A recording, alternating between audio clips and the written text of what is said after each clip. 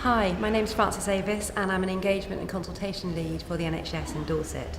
As part of our approach to public engagement across the health and social care system, we set up a public engagement group.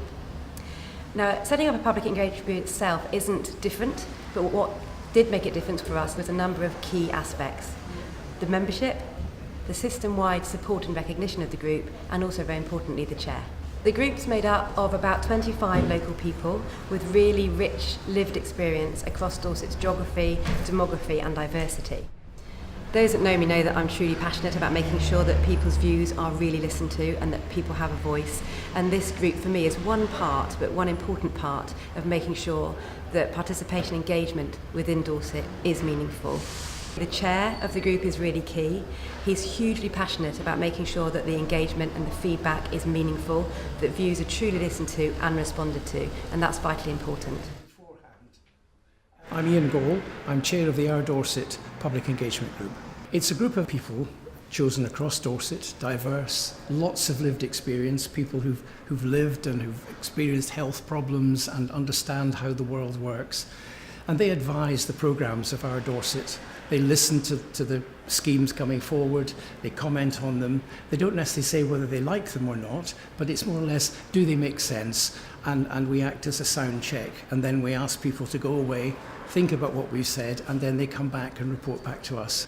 I've been involved with the patient participation group in our local surgery and got fascinated with how the whole system worked, and also the importance of the patient voice, the public voice, being at the heart of everything the NHS does.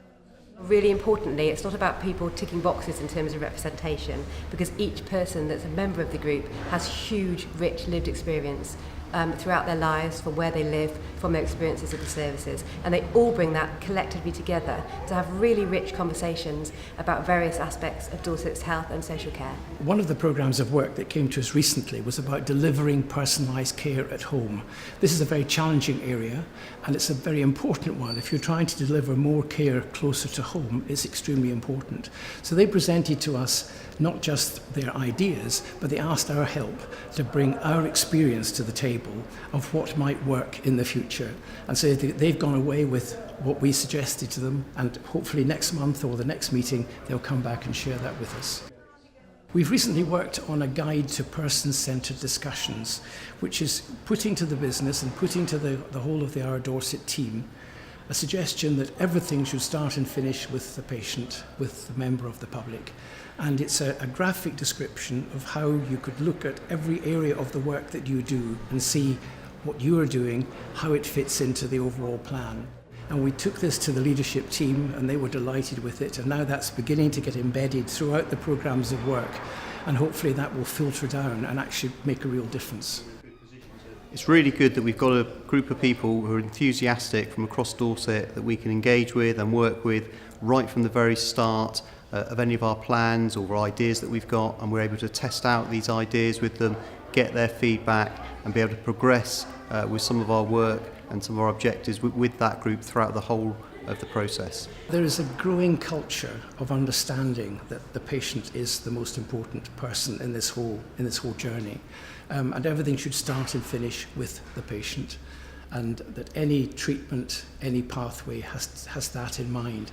I think in the past everything was clinician-led, and doctors would say, we know what's best for you.